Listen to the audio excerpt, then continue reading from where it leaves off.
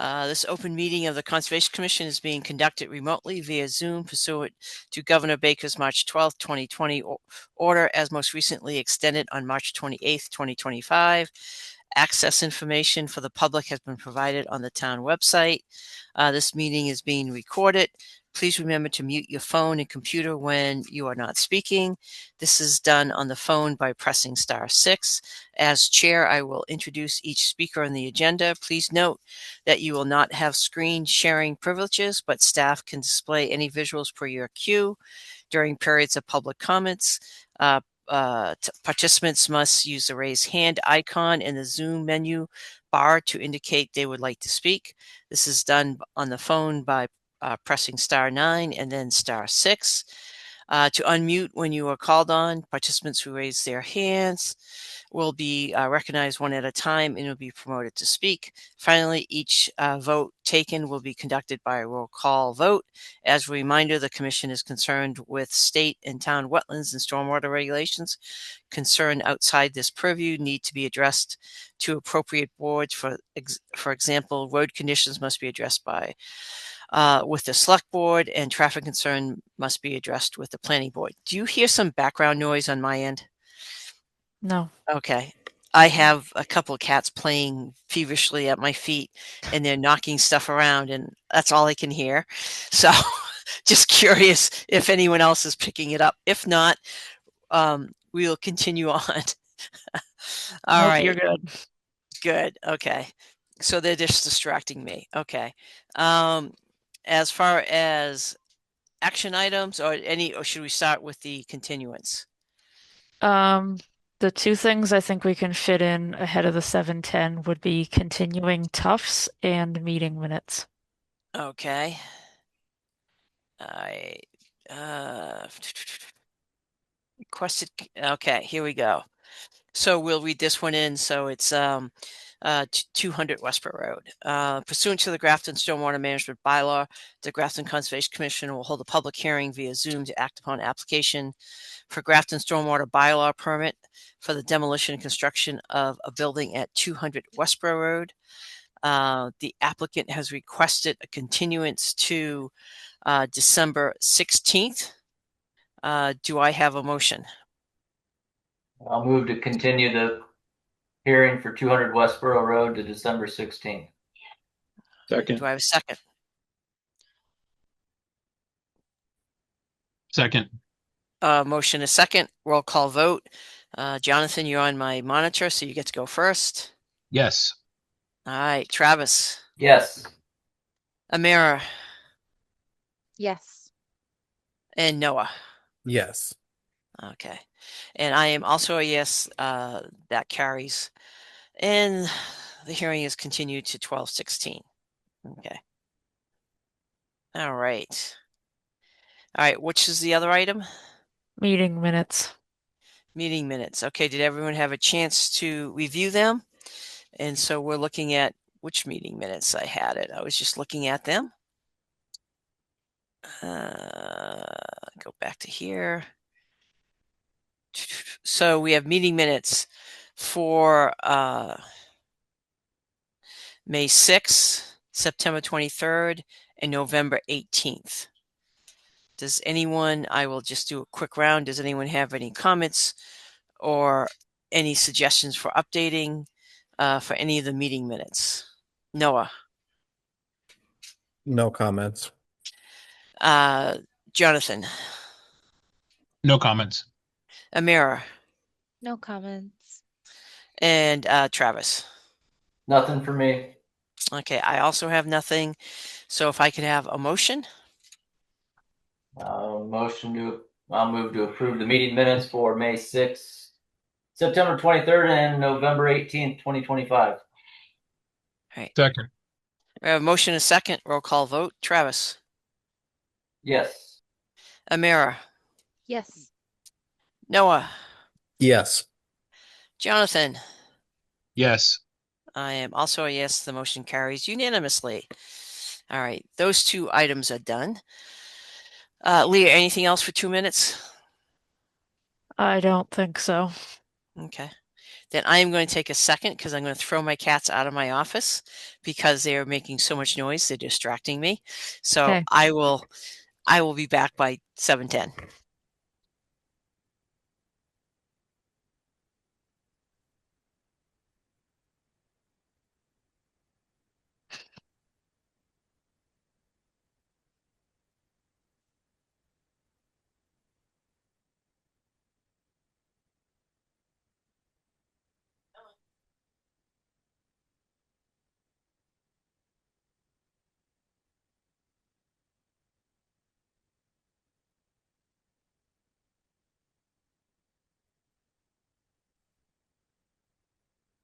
Right. Thank you. Sorry for that interruption. All right. And it's 7:09.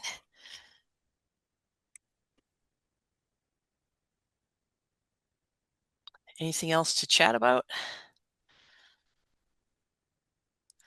Not much snow out there. Nah, I shoveled about 1.5 inches of slush.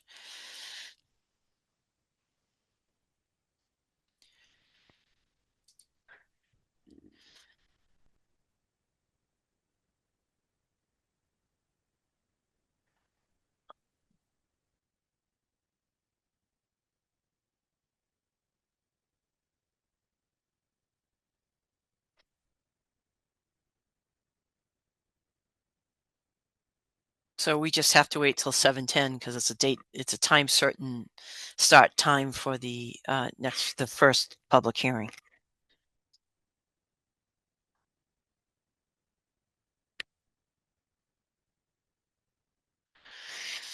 And my cats are trying to break into my office. 7:10, now I can get distracted with this. Okay, so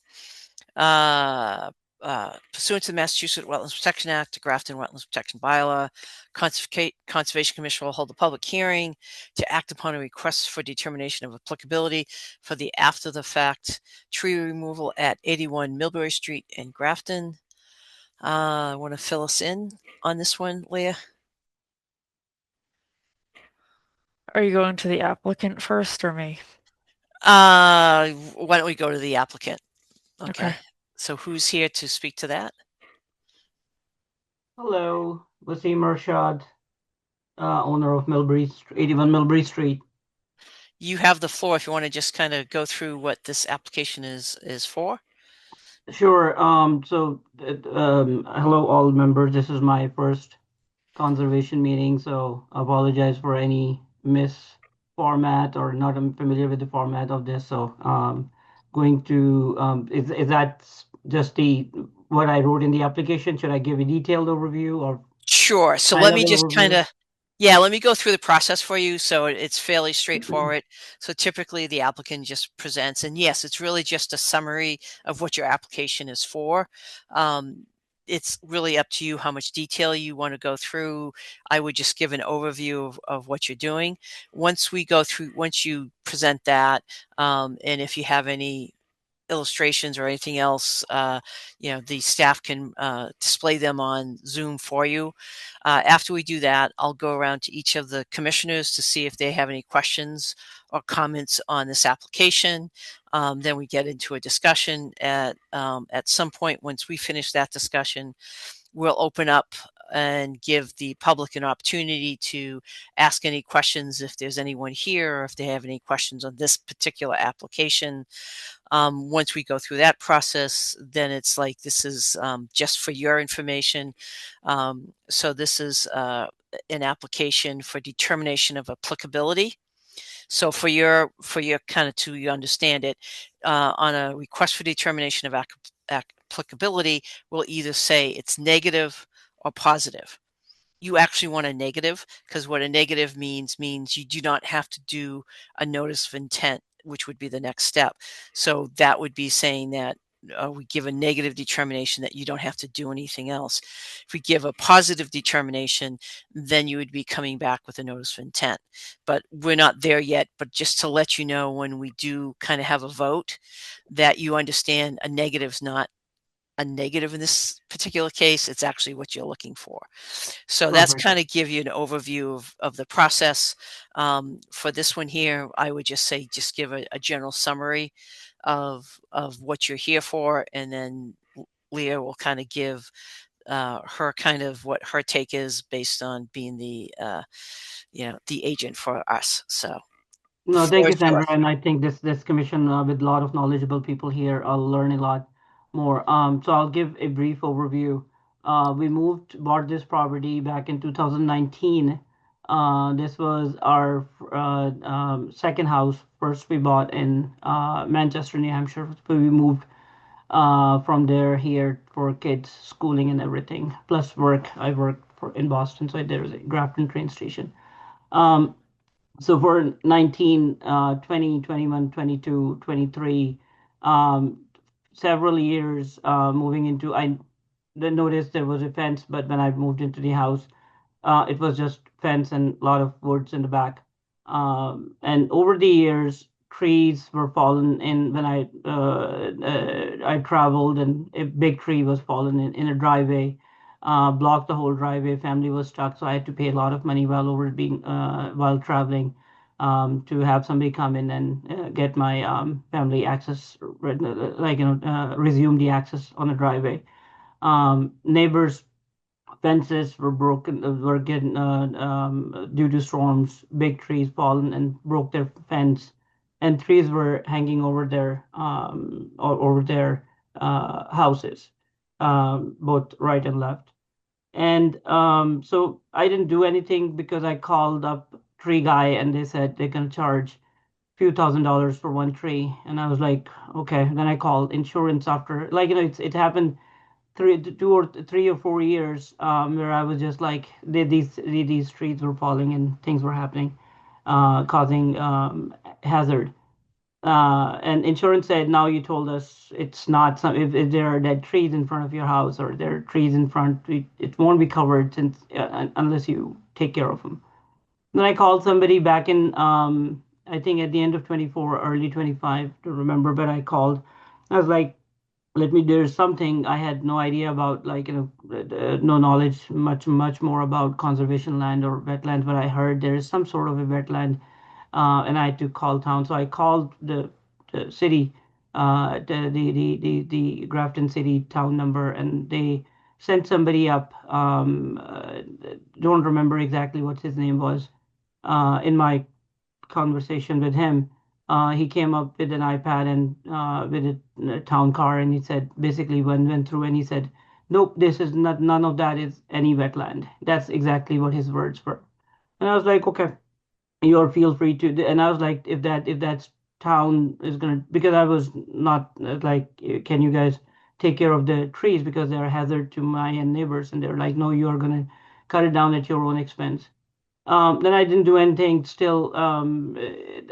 Well, what I did at that time, I called the guy after his and then tried to get the quote. Was expensive. Then I called conservation department and tried to get more guidance from them. So I did reach out a couple of times.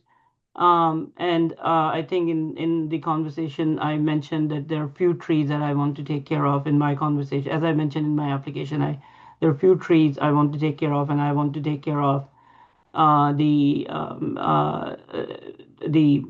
bittersweet vines. And because of the poison ivies, got struck with my kids and myself several times and got a rash and had to go to ER. Actually, one time I had to go to ER because of head injury because I was working in a yard and something from the dead trees fall on my head and caused concussion. So I had to went to ER, got operated right there for that concussion.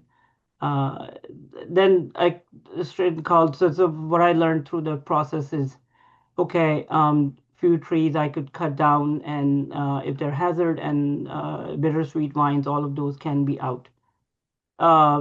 Exactly, that's what happened. And then was handed over a map, and then the map had red, yellow, and green areas. The green areas where I can cut down trees, yellow, the way I understood is yellow areas are the ones where I cannot cut trees, but I can cut trees but cannot cut down any stumps because it will change the lay of the land.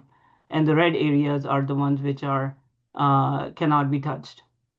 So that was the status at that time. Then I called got multiple courts. One guy showed up and he said he'll clean up the front and then he'll clean up the trees and in those areas, in those green areas. And he gave me very different price than any of the previous quotes I've ever gotten. So I took some home equity loan out and I asked him to cut down those trees which are hazard and I marked those trees in blue. Original plan was to cut down in green areas, but some of some of the trees in the even in red zone which were like on the red line there were 4 trees in the red line which I marked. They were quite dead right next to the driveway and I was afraid it's going to block the highway again. Left the stumps out, good amount of stump and cut down those trees. So pretty much there were like not every tree I would say was dead. There were dead trees, and my definition of dead trees were there were no leaves even in summer hard time. At some pure summertime, there were no leaves on them. Few people have confirmed when they came to look at those trees that they're totally dead. All the vines and everything were eating up those, and they informed me that it's pretty common in New England that there's bittersweet vines when they eat up those trees, it completely get dead. So with that, I went ahead and took out all the gray circles that I've dotted down. All of those gray dots were bittersweet vines next to the fence. Those were all taken out. And then the blue circle trees, which I thought in the green areas, I did not reach out to town. Deal with it as yeah. Okay, Right. sounds good. I'm at the Green- airport. Oh, sorry, we're getting some other. Can I continue? Yes, please. Okay. So the green area. So I during that process I did not went through after having this map. I did not went through a formal approval. My intent was not to get formal approval, but my intent was the safety and for my house, my family, and my neighbors. Was not. But if I would have had during that time, I did not. Then after looking at this map, I thought that this is not something I need to go through a formal approval. So I went through and cut down those trees which were marked in the blue circles, and I tried to did and walked through several times and tried to make sure that these blue circles are that many trees, and there were that many trees which were cut. The orange ones were completely, if you see, those ones were trimmed on top because few of them were fell down directly on the house, and they're already been fell down because they're pine trees, very thin. Those were trimmed on top. When I say trimmed, they were cut down from top. They were not the stems were cut down, but the tree was cut down on top. Those were marked in the orange circles. Those were the red zone, if you see it in the back where the water was flowing. I learned online that the wetlands, what I knew at that time, that the wetland state of the lay of the land cannot be changed, cannot be touched or filled with debris or filled with everything. That's what I tried to make sure that when I do these things, it's not going to have, it should not impact those things. But that's all I knew from my reaching out and also by learning some of it from online. Yep. But So just There's to, more if I to be could about. ask a couple of questions. yes, So you bought the land in what year did you say you bought it? 2019. So you bought it in 2019. When you went through your closing, did they go through and actually show you maps and plans of everything? Or I'm just curious because they're supposed to, your attorney should have told you that you had wetlands, on your site. So I'm just curious why you got to this point and didn't realize you had wetlands on your property. Did anyone during your closing or during that whole process of buying the lot mention to you about the wetlands? I didn't have the attorney. The attorney was from the seller's side. They came in only to sign on the registry office on seller's behalf. None, not even my realtor or anybody. It was not even close to mention anything about wetlands. Okay. The only thing mentioned about like this was there's a fence, this is a fence, and then that the fence I noticed, and when I came in, when I walked in, the land was so big anyway. I didn't care what was the fences doing, and I was like, I didn't even ask many questions. No, nobody So went through the map. So a second question I have is, as part of your original, prior to you buying the house, Yeah. when it was built, signs were added along what we call the no disturb zone, and those signs actually indicate that, this is a protected area. Did you never see any of those signs? Not even a single sign has been there. Not even a single sign is there. In these, some people have came from like one time. I had the land surveyor in town, and they were because we were. I was asking the question about, hey, I have a ton of land in the back of my house. Is there any way I can sell it? And at that time they mentioned about there's some there is some dispenses for if there is a huge price of if there is a way to be able to cut down the road from here, but there is also a wetland. There might be some wetlands. They weren't sure about it within the map, but there were some wetlands. That's when I knew something about like if I were to put down a road from street, then that when I gonna have to deal with get the approvals. But it didn't go too far because the frontage of the house was not enough anyway to be able to put that down the road. So I didn't went through the whole lot of detail. That was the only time it was mentioned that there could be some approvals that needed if we are if there is a developer who is willing to put down the road, they're gonna have to go through this process because on Okay. the back of the house there's a sign in on my house that then I was advised by my realtor, hey, why do you spend money with any land surveyor to create the map? Let the developer do it. If somebody is interested in buying the land in the back of the house, which is about over 2 acres, and then they can work directly with town and come up with their own plan, and they let them spend the money. Right. So that was the only thing. So just, as kind of a life lesson, whenever you buy a piece of property, make sure you know what you're buying and whether that has wetlands on it, whether that has easements on it, whether that has restrictions on it. Those are all the things that in the future you need to ask because, this particular, we can see on this map here, is that you have a very constrained lot. You But only have you're absolutely 150, right. excuse me, let Sorry. me just kind of finish. So you have a relatively small amount of frontage of 151 feet, which meets all of the requirements, but you're not going to have enough to do additional subdivision and so forth. But it's just a good idea to understand what's on your property. And then, we as part of, our responsibilities as far as protecting wetlands under both the state and local bylaw is that we, have people actually add signs in. So when I asked you that, I'm curious on why something that's not, basically a single family home that's not that old wouldn't have those signs in there. And so just, for you in the future, you need to know the property you're buying and you really need to ask those questions. And it's not just wetlands. There's a lot of other things. Um, you know, Again, you have a water supply protection overlay on on your lot.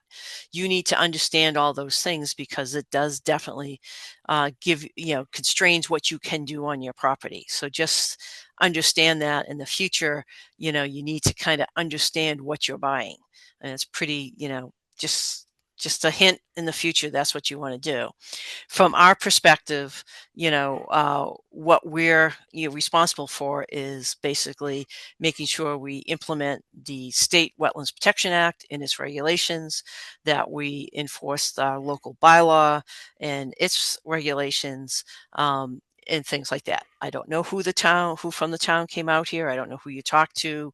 I don't particularly want to go back through that process of, what you went through and the fact that you ended up taking down all these trees. I'd rather start from where we are now and then move forward. so that we can, kind of resolve this issue and be able to understand just kind of the impacts to the wetlands. And when we say impacts to the wetlands, that includes vegetation. And so very specifically, there is a setback of under the local bylaw of a 25-foot no disturb zone. So when you're thinking about expanding your yard, you're going to be constrained to do that. And anytime, based on looking at this particular plan that we have up here now, you look at your house is totally within the 100-foot buffer zone. That 100-foot buffer zone is a jurisdictional line, which means when you're within that area, anything you're doing within that area, you should be reaching out to the Conservation Commission to understand what the constraints are and what the process is if you want to do something. Doesn't mean you can't do anything, but there's a process that you need to go through. And that includes removing vegetation. So anything within the 100-foot buffer, which in this case here is shown in red, that's kind of the area of jurisdiction for the Conservation Commission. So, kind of instead of rehashing or just because unfortunately, and this is not unusual, is people when they buy a lot or so forth, they don't always understand what they're buying. So we're not going to go back and rehash that. What we do want to do is understand what has been done to date, and then also, what's going to be done in the future so that we can properly, go through the process and that we, basically, are responsible to making sure that impacts to the wetlands don't occur. So an impact has happened. So let's talk about that and what the future is and so forth. I Just don't to know quick how add- many, excuse me, I'm not done yet. Okay, I don't know okay. how many trees were actually hazardous. I mean, you have a hazardous tree within a wetlands, we have folks come in front of us, and a lot of times, to be quite honest, the folks who's doing the tree removal will give the heads up to the homeowner that, hey, you have to go to conservation. That's pretty common. So, typically, there's a whole series of folks that would recognize that you should have done something from a permit standpoint. Typically, if you have a hazardous tree, in fact, even staff can help you with that if there's an imminent danger to it. So we're used to doing that, and obviously safety is a critical component, and that certainly trumps any kind of the wetlands protection. So those type of things. So whether something was hazardous or not, unfortunately, we're not going to know because a lot of the trees are no longer there. So at this point, what we really want to do is start from where we are now. And so at this point, you'll certainly have a lot more opportunity to speak. I'm just curious from our staff who's gone out and looked at the site, if Lee, you can kind of report out what the observations were from our staff on what you saw out there. Sure. So I'm actually gonna throw it over to Jan because she went out and conducted a lot of work out there. So she can give you guys an overview of what she observed. Great, thank you.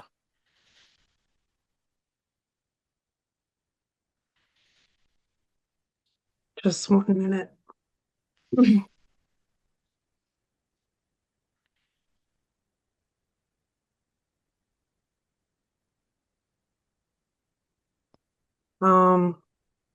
see.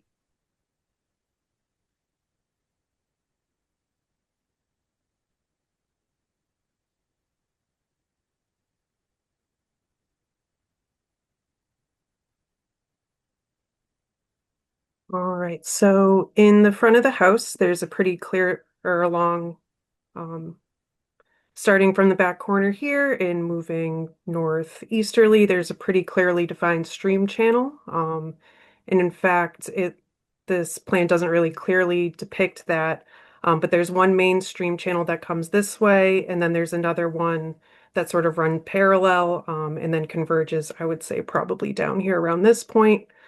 I would even say that this plan here that we're looking at doesn't fully capture the stream channel now and the current conditions. I would say that the stream channel is probably larger than depicted on this plan.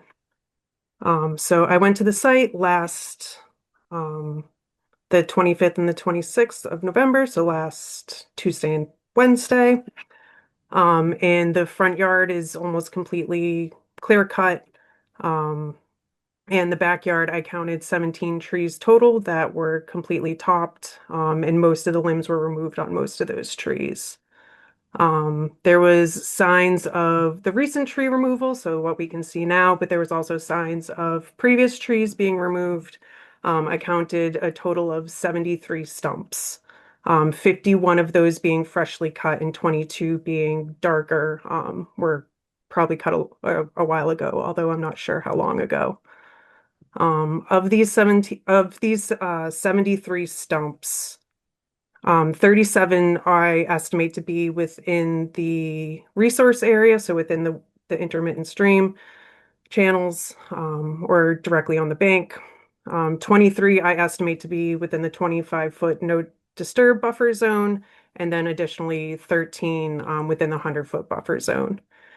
And of these 17 trim trees in the back, 3 I estimate to be within the resource area, 5 within the 25-foot no disturb buffer zone, and 8 within the 100-foot, and 1 potentially being outside of the 100-foot. When I arrived on Tuesday, there was still equipment. There was a small skid steer parked closely to the stream channel, and you could see tire rutting that vehicles were moving in and out of the sites and driving within the 25-foot and the 100-foot buffer zone. I saw that the split rail fence was still standing, which was the no disturb barrier required when the house was built. But I did not see any signage. I could see posts attached, like the metal posts attached to the split rail fence, but I didn't find any signage anywhere on the property. A lot of the logs have already been removed. A lot of clearing and cleaning of the site has already been done. And there's just piles of wood chips scattered everywhere, and including between the stream channel. So between the stream channel and the 25-foot here, you could see that this is all completely cleared, and there's wood chips running the entire length of the 25-foot no disturb, along with tire rutting. So it looks like there's vehicles back there. And along with that, I also saw large piles of grass clippings and leaves and debris piled up around this front northwesterly corner here. And that's all I have. All right, thank you. So, as far as like next steps, and I'll get to like opening it up to our conservation commissioners, but to go back to the homeowner is that, do you have a plan of what you want to do? Because obviously, there's been a lot of impact to the wetlands, not just the resource area, the 25-foot no disturb area, and an additional work within the 100-foot buffer zone, which is the jurisdictional area. Do you have any kind of proposal on what you're going to be doing to restore this area?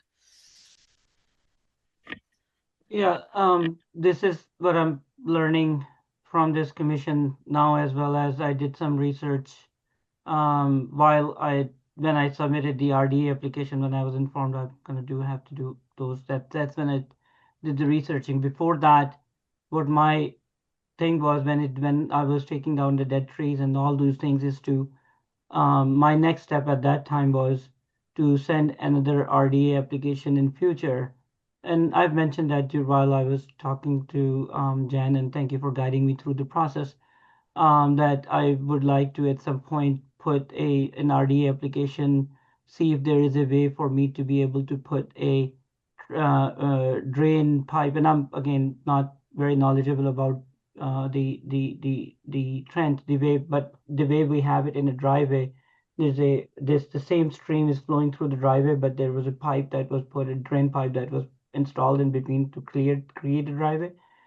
And at that time, my plan was to submit another RDA application to put, if there's a way to be able to put down a drain pipe through some engineer work. And somebody can design it and then cover it and then completely do it the way it's in a driveway. That was my plan. Then I learned more and more in order to about vegetation and some of those things, how to do it. I was thinking about putting down the maple trees and they call it hyperbaries and which are good for the wetland. And I am not knowledgeable. I recently learned in last 2 weeks how to what does the vegetation mean for the wetlands and what kind of things. And I was even thinking, even when I was putting down the thinking about the drain pipe, is to put the grass on this one, but I didn't knew that the grass is not compatible with the wetland things at that time. So I was thinking about multiple things. Okay, so just let's talk about that for just a moment. So, under the Wetlands Protection Act and its regulations, it generally says no net loss of wetlands, right? So when this house got constructed and they put that driveway in, they were allowed to do that because it's also a right if you have a lot for a building, and if you have the, access to it, which is off the street, which you need to come in through to have a house that you can do. It's called a limited project or whatever, but you have a right to cross a wetlands. But whenever you do that, you have to do replication, which means you have to, and I'll just give you a very generic thing. If you fill 100 square feet of wetlands, you have to create 100 feet of wetlands. So that's how that particular driveway was put in. So at the time of the builder, when they built this house, they would have come in front of us. Hence, this is where this plan is coming from, and then they would have had to do replication area and so forth to make sure that they compensated for the filling of the wetlands that they went through. So again, the regulations say no net loss of wetlands. So that's a basic. That's in the state law, and so the whole idea of saying, hey, putting in a pipe where the intermittent stream is going, that's not going to be able to happen because you're basically reducing the amount of wetlands and so forth. And it's important to understand, what is the values of the wetlands. And if you look up in the regulations, there's a list of values, and it has to do with providing, flood storage. It has to do with the habitat. It has to do with the soils, the fact that wetlands clean water and runoff. There's like a whole series of how important wetlands are to basically, all of the base of all of the different things, whether it's rainfall, flooding, whether it's actually it's a great filter that cleans the runoff. It does all of these things, not to mention all the habitat and everything else that you provide. And the key things of a wetland is having hydrology, which is typically, in this case, you have an intermittent stream, but you probably also have groundwater within, 12 inches of the surface. That's one thing. The other thing is the type of soil. It's called hydric soil. So it's a very specific type of soil. And then, the third thing is the vegetation, which provides a tremendous amount of benefits to whether it's wildlife, to, just very simply helping to clean the air and so forth. So wetlands have a set of values that the state has recognized, and that's why you cannot remove the wetlands. And there's a purpose to them, and there's a reason why they're protected. And you can certainly find out a lot more about this. I'm just kind of giving you the overview of it. And so because of those values, there are standards, and the standard is that we're not supposed to have any net loss of any kind of wetlands.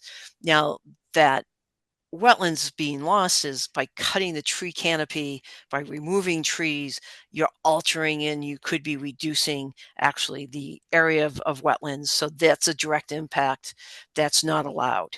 Now, that's not to say that if you had, again, a hazardous tree, that you wouldn't be able to remove that, but you need to go through a process.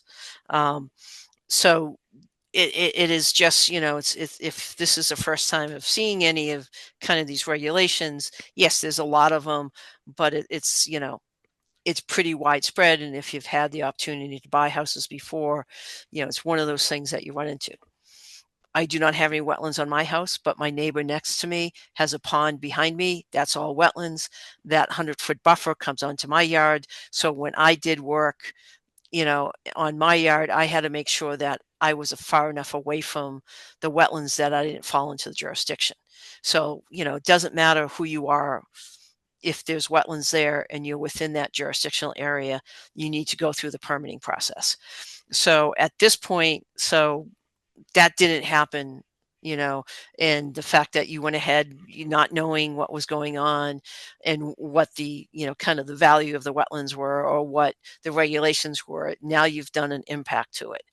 So now you're back in front of us, and obviously, Leah and Jan probably explained to you, is that if you didn't do an RDA, then we would have done an enforcement order.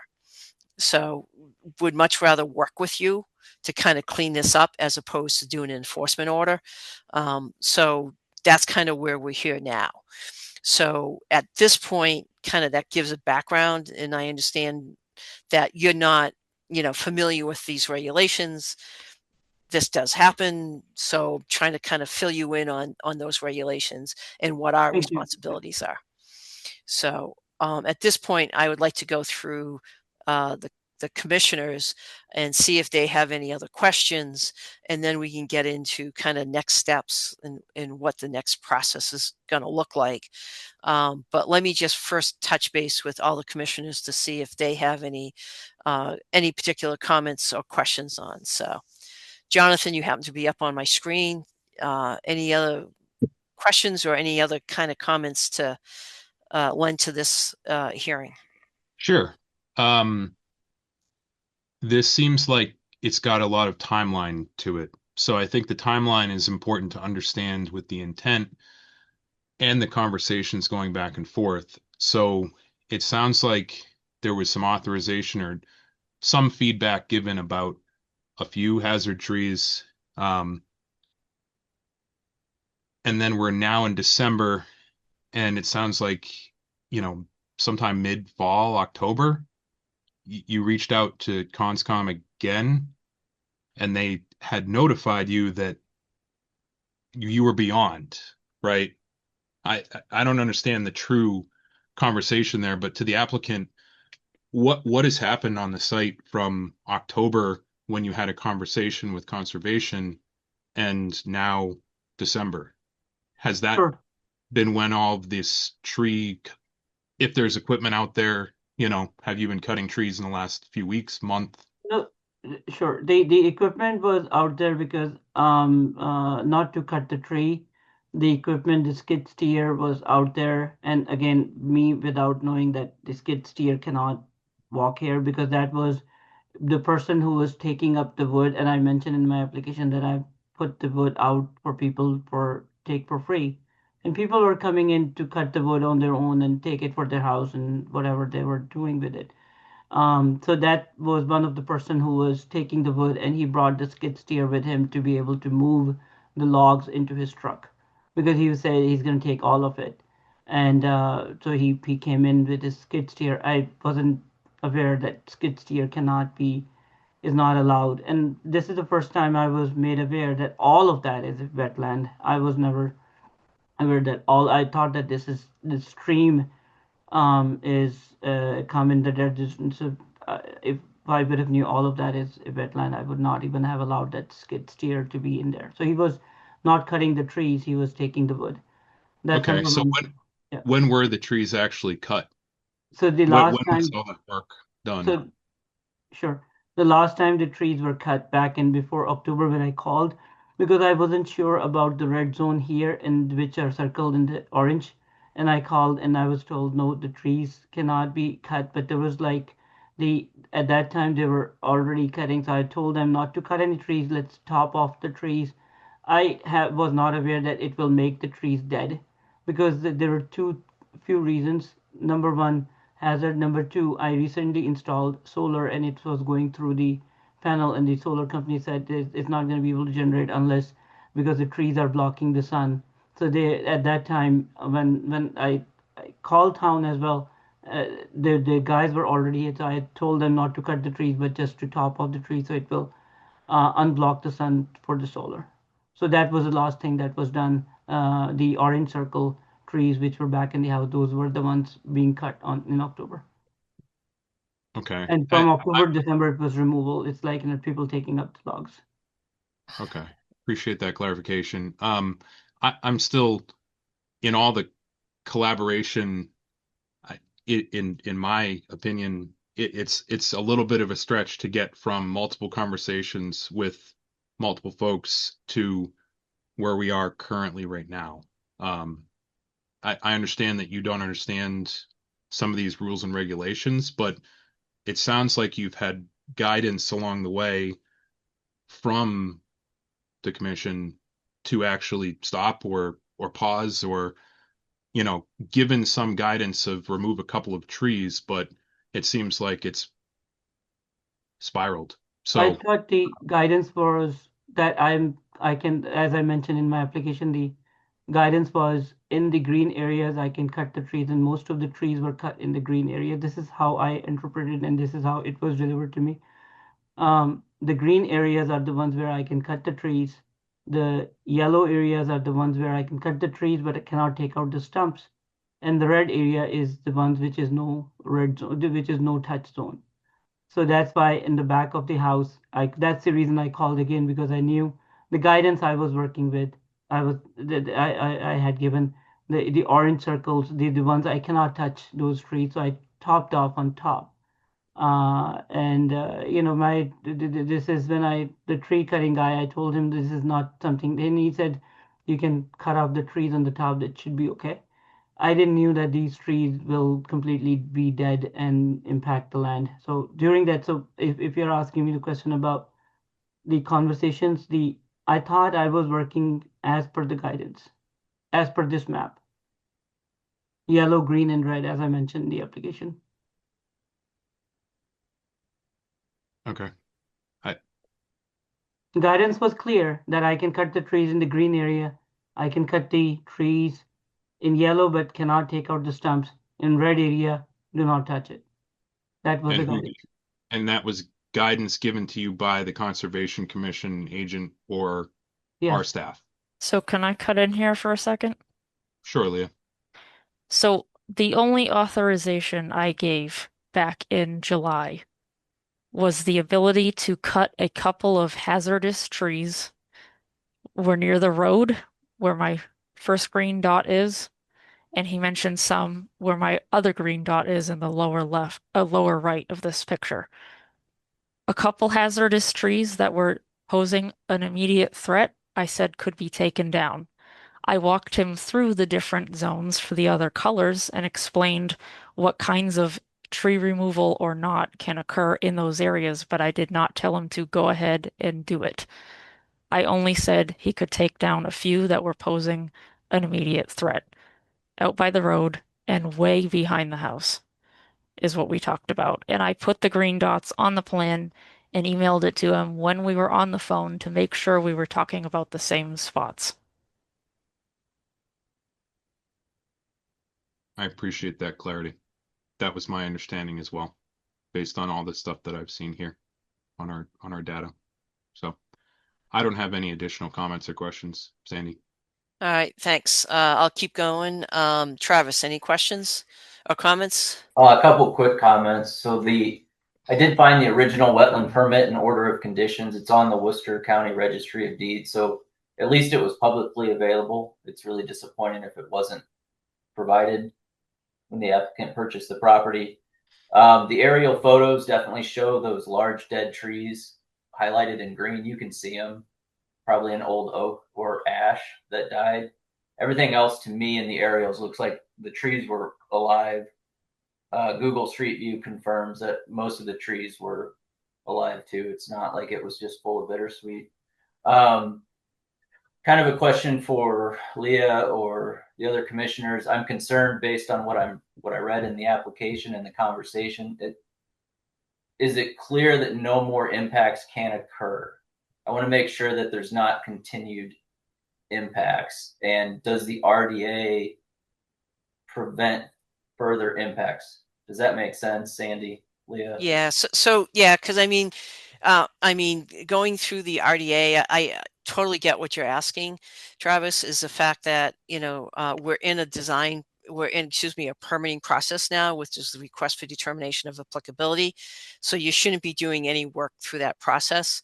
The alternative was to do an enforcement order, which would have been simply, no, you can't do anything else, including you can't clean anything up until we know what's going on here, because just trying to clean up the chips would potentially do more damage to Right. the wetlands, the soils, the other things, so the removal of the canopy is already done damage. So that's that process. So I think as long as we're underneath or we're in a permitting process, that it's safe to say that no other work should be done until we Okay. get through that process. Because it also sounds like there's land for sale behind the property. There was mention of accessing it, talk with the realtor. I just want to make sure that there's not some larger development planned. I just want to get that on the record that we can't have more impacts. Leave everything there until we work through the permitting process. Totally agree, and I think saying that is important, for the homeowner to understand that we're in a permitting process. Nothing else can be done during this process until we make a determination whether this is negative or positive, and then if there is a notice of intent required and there is a restoration plan required, you can't really do anything till you go through that full process of permitting that. Okay, so, as long as that's on the record and clear. I'll certainly have opinions, comments, questions about the eventual restoration plan, but I don't think we're there yet. So no, I agree with you. Yes. Yeah. So that's it for me at this point. Okay, thank you. Amira, do you have any questions or comments or anything else to add? I think maybe the only other comment is I want to just make sure, going off of what Travis said, that we're pretty clear about exactly what isn't allowed anymore. Like for instance, I think the applicant mentioned some folks were coming to collect some of the wood and cut it up to take away. And so I think maybe it would just be helpful if we're kind of like address specifically some of the things that have been happening that aren't allowed anymore, just because I don't want there to be any further miscommunications. But that's really the only comment I have. Okay, appreciate that. Noah, do you have anything else? Any questions or comments to add? No, I just want to echo what's been said by the rest of the commissioners that I think we need to, the damage has been done. I think we need to look at what we can do to sort of remedy that. All right, thank you. So going back to the homeowner, kind of, I think you're probably hearing more and more of what the commission's saying, what our concern is. To kind of be honest, it's not unusual for someone to go in and cut a couple trees or whatever. I'm disappointed in the real estate agent. I'm disappointed in the company that's doing the tree cutting. Those are usually folks who know what wetlands are and usually are a good source for people to get information. So it's disappointing that there are, real estate agents or, folks doing the tree cutting that didn't have any awareness of where this was and what was being done. Because usually folks end up coming to us because they went and hired someone, to cut trees, and they say, oh, no, you can't do that. So that's disappointing. That has nothing to do, with you. That's more just in general. There's usually a few kind of points during a process like this that someone becomes aware that, that you need to go in front of the Conservation Commission. So that's a little disappointing. That's not on you, but that's just general kind of my take on this. And, and again, I think to what Amira was saying is we want to make sure that we're very clear in our communication so this doesn't get any worse, and that we set up a path to how are we going to restore this. And to tell you the truth, we're not going to allow any kind of reduction of wetlands here, which means you're going to have to restore that to, a condition where there's a functioning wetlands. That when you bought this piece of land, that wetlands was part of it, and because of state law and because of local bylaw, that you just can't get rid of because you own that piece of land. That is protected under both local, state, and federal law. So just an FYI on that. So so kind of the next steps, we're going to get it kind of into conversation about next steps and where we're going to go from here. Before I get to that, I do want to just open up to the public. If anyone is online that has any comments or questions about this particular site, please raise your hand. Obviously happy to answer any questions.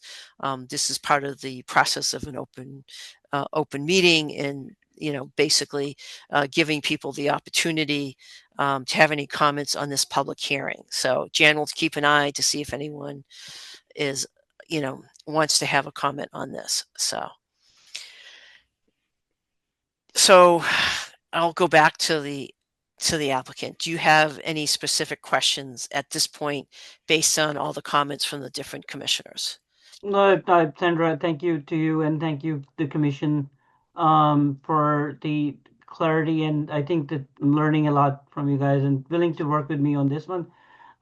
This is I understand now. This is the wetlands are critical piece. Look, this is I have my background is finance. I'm not a wetland or any of this guy, even though I when I learned about this recently, I recently changed my job last year and started working for state housing department, and it turned out I met because there's a department who works design and construction. People work in housing department with conservation. I reached out to many people to gain as much as knowledge in last few weeks as I could. I'm the person who's work on the numbers and behind the numbers guy, not like in those property zoning laws, or these things are new to me. When I bought the house, a friend of mine mentioned to me, "Hey, did you get the land survey? Do you exactly know where your property corners are?" And my response to him was like, "I have enough land here, backyard and driveway. I don't know if I need it some point." And he told me it'll be a good idea for you to get to know what your land is, what your land corners are, so you exactly know. Because as Jan mentioned that on the corner there are debris. I've never stopped my neighbor to put down all of their grass and leaves and everything on the corner of my house. I've never, because it was all not clean anyway on that corner, and it let them do it. It's like that's fine. I didn't knew about these things, and I'm learning. The more I've learned in the last few weeks, I've never learned before. And I'm willing to work with all of you here and seek guidance from the commission. How do we address this properly on next steps?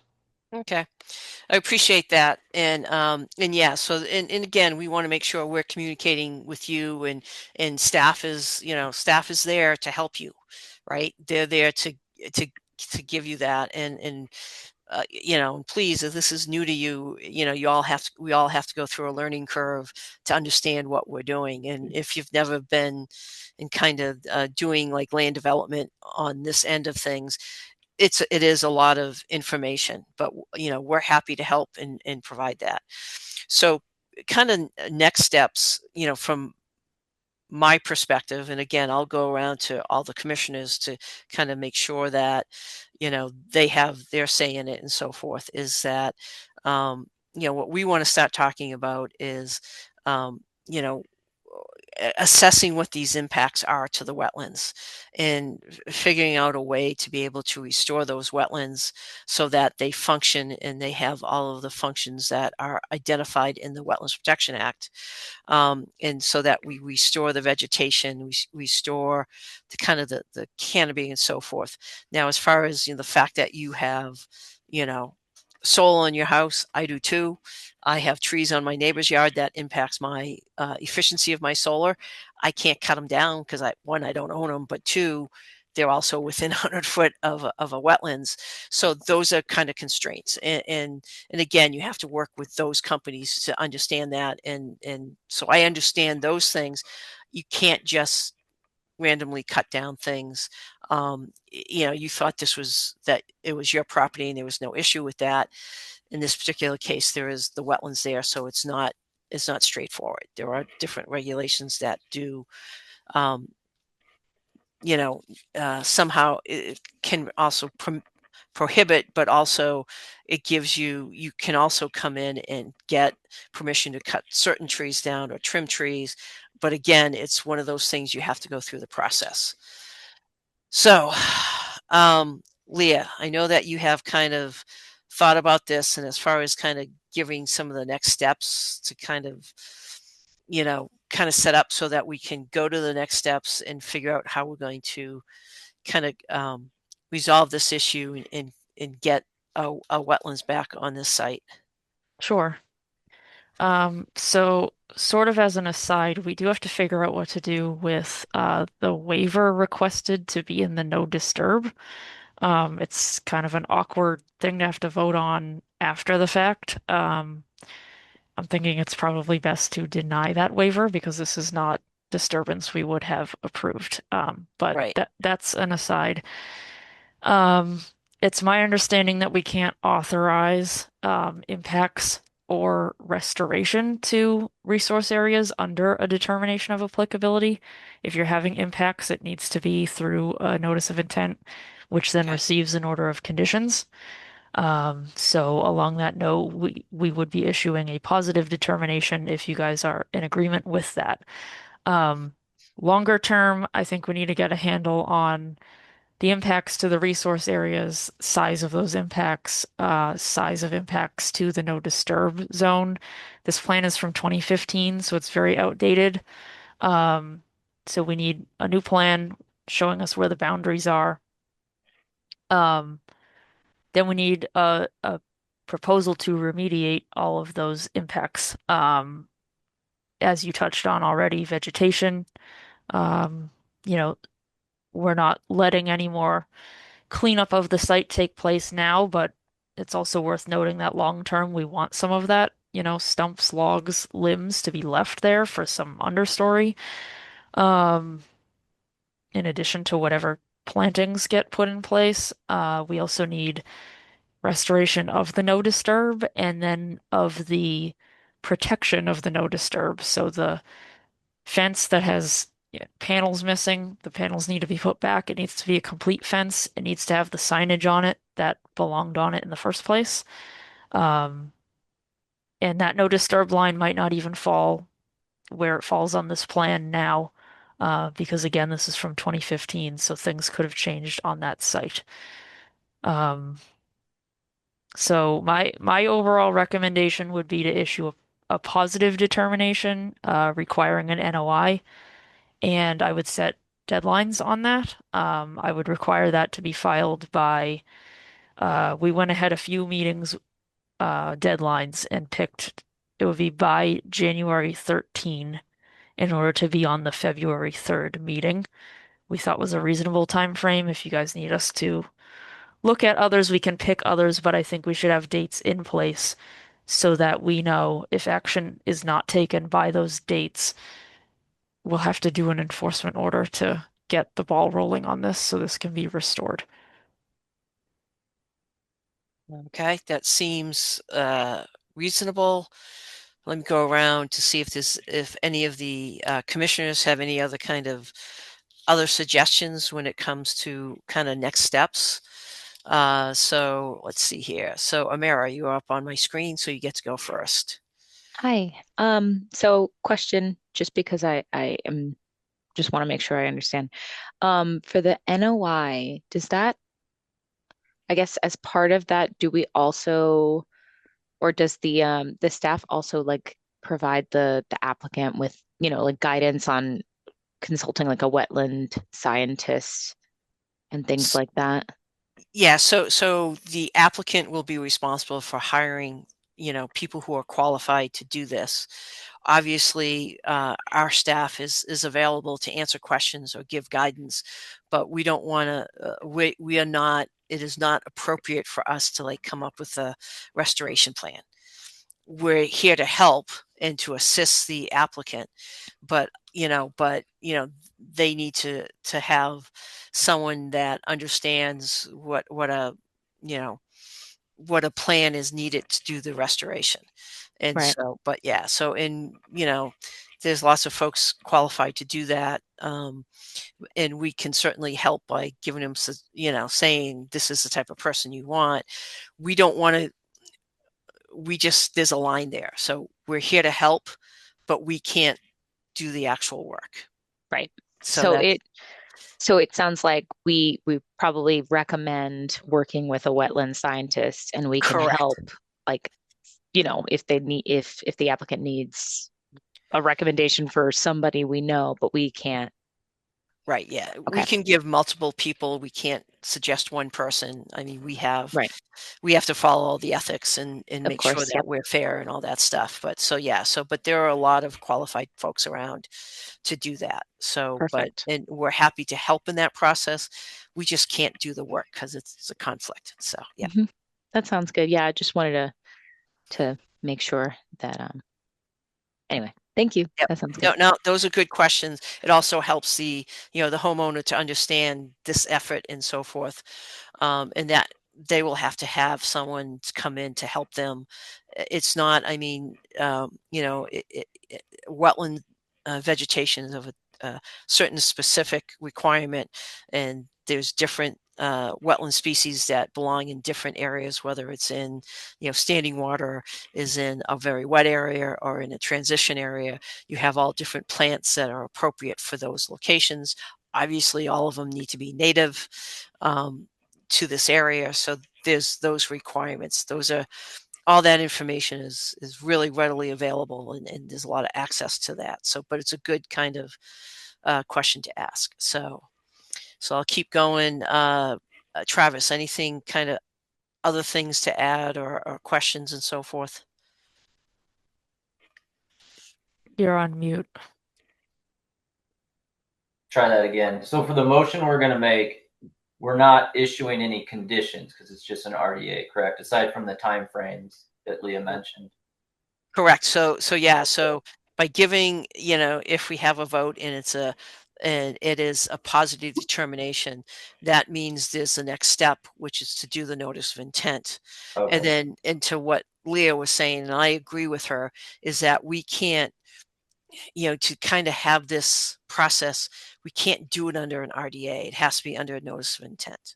Okay. I'm good. Okay. Jonathan. I don't have any further questions or comments. Okay. Noah. No questions. Yeah.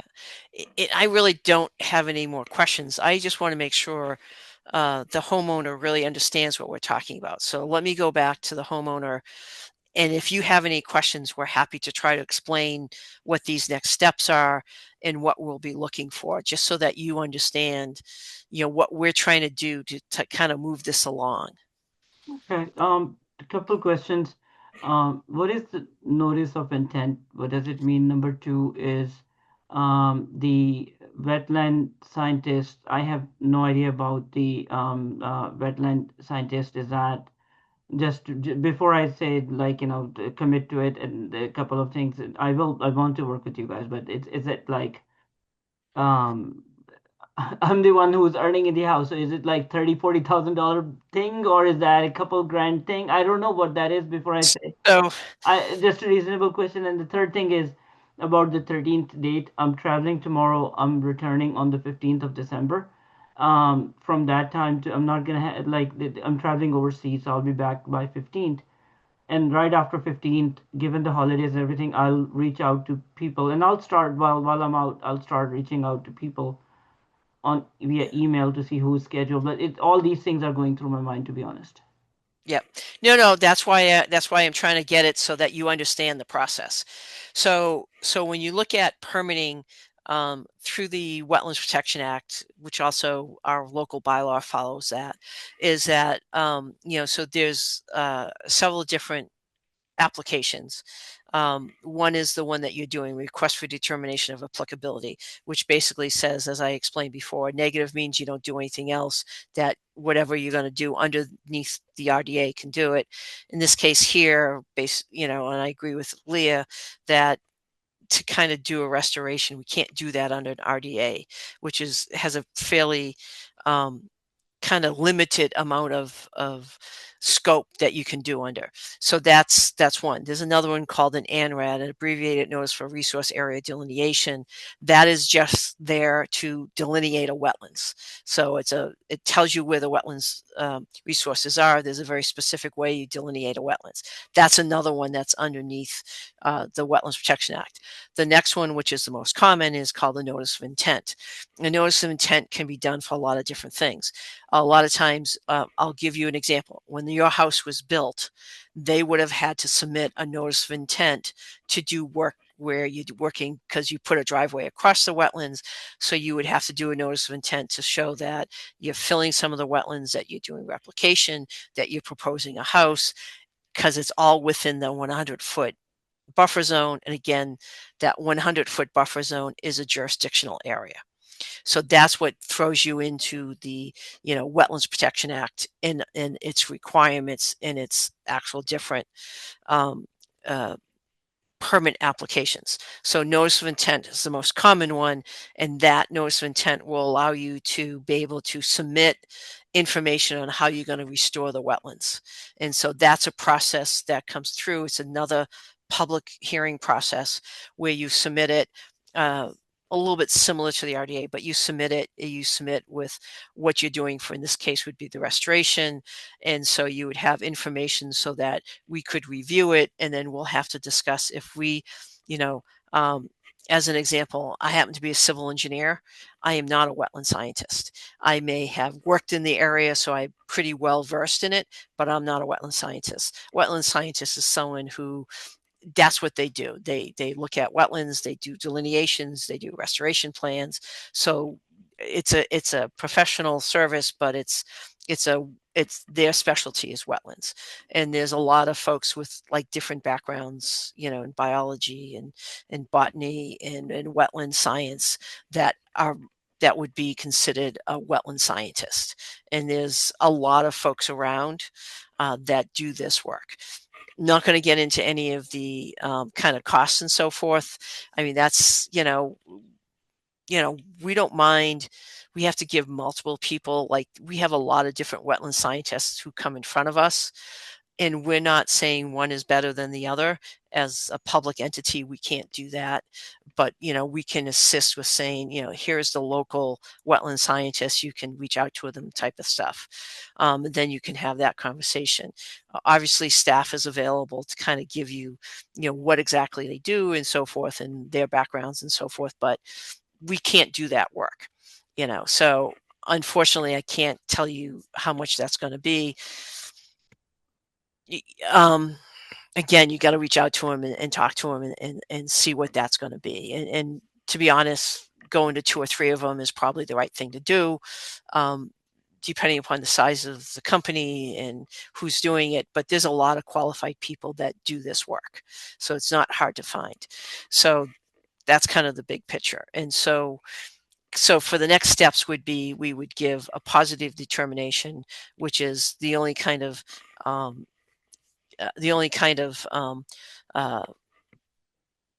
request that we will have is the timing of it. So the only kind of condition is that we want to keep this going, because if it doesn't, like if you say whatever, that, if we're saying, hey, we want to see a January 13th submission, and for whatever reason you can't do that, then we can have that discussion. But if it goes a couple months, we'll do an enforcement order. An enforcement order is our way to make sure it gets done. We want to continue to work with you and keep it going in that direction. But, those are, we have, now that we are aware of this, we have a responsibility to do this. When you do a notice of intent, you will submit that notice of intent to us. It also goes to the Massachusetts Department of Environmental Protection, Mass DEP, that's the state. So what typically happens with that is they will issue what's called the DEP number. That's how they get involved. They will take a look at the submission, and they may have comments. And so when the state looks at it, I don't know what they would have comments on. They would, say something back to us, and we get a letter. You get a letter that says their comments. So that goes through, the Massachusetts Department of Environmental Protection, and they're the ones who basically they do all the wetlands regulations. So we, as a conservation commissions, apply the state regulations on a town by town, city by city basis. They have oversight over all of the wetlands throughout the whole Commonwealth, and so they will look at any notice of intent that comes through. It goes to the you'll have to send a copy of that to the Central Mass DEP, which is in Worcester, and you would send them a copy of it or 2 copies. And then, all those regulations. And if you have a wetland scientist, they will be able to tell you all of these things. And then they would have a review, and then they would, sometimes there's no comments, other times they have comments. I can't tell you on that. And then they will issue a DEP number. Now, once you kind of go through that process, it doesn't stop there. So you go through, we have another public hearing, and these are all public hearings. It's open to the public. It's the same type of public hearing meeting where we follow certain kind of guidelines on how to hold a public meeting, and giving people an opportunity to talk, giving the public an opportunity to talk, which I still need to ask Jan if anyone raised their hands. But and then we would issue what is then called an order of conditions. The order of conditions sets forth what the actual order is. And so when you submit a notice of intent, you'll need to have some sort of restoration plan. And so we'll review that at the public hearing, and then we would issue any kind of conditions. In this case here, typically they're standard conditions that the state has, i.e. when you do plantings and so forth, you have to go through 2 growing seasons, and there's some specifics just to make sure whatever you plant, that it actually stays that way. We may have some other, conditions that we put on this. And again, we're not there yet, so I don't even know what those will be. And then once you submit that, we approve it. And then the next thing is we issue the order of conditions. Then you get to carry out those order of conditions. Once it's completed, once you've completed what the requirements are, then the next step would do what's called a certificate of compliance. So you submit so that you close out your permit, so that if you don't close out all of these, the order of condition goes on your deed. It's registered at the Registry of Deeds. So if you go to sell your house, there'll be that against it. So it's tracked through, through the state to make sure that it gets followed up on. But once you finish the work that you're going to do, you do what's called a certificate of compliance. You submit that, and then that's what kind of ends the permitting and clears anything on your title. So whenever you do permitting, it gets put against your title of your property and your house. And the whole idea is at the end, you're clear. And yes, someone may know, like, Travis indicated that he found the original notice of intent on the Registry of Deeds, which is where all the land information is. And then there's that process. And then once that happens, then that's it. I mean, we're done. You don't have to come back to us and those type of things. It's just that certificate of compliance is basically saying, yes, you've done everything and your permit's done, and you don't have to do anything else. And so that you said it's going to be 2 growing seasons that's going to be needed. Right. So and that's just for when you do plantings, and 2 growing seasons, you have 2 growing seasons in a year. So you just want to make sure that if you plant trees, they don't die. That's really what that's about. It's really just doing that. And that's all spelled out for that process. Yeah. Okay. And if you had a wetland scientist, they would be able to explain all these things for you. So, okay. Yeah. Okay. And the timing thing, because I'm coming back on 15th, and I need recommendations for wetland scientists, who 2 or 3, I'll reach out in the email. Hopefully they'll be able to come and do the visit in my absence. But I cannot control the holidays, who's going to be out and when they can do it and when they can issue the report with 13th. I don't know. If you guys are saying 13th is not that tight, I'm fine with it. Yeah, so I think what we would like to do is to keep the submission at the 13th. And then if for some reason based on who you hire or whatever, the timing of it changes.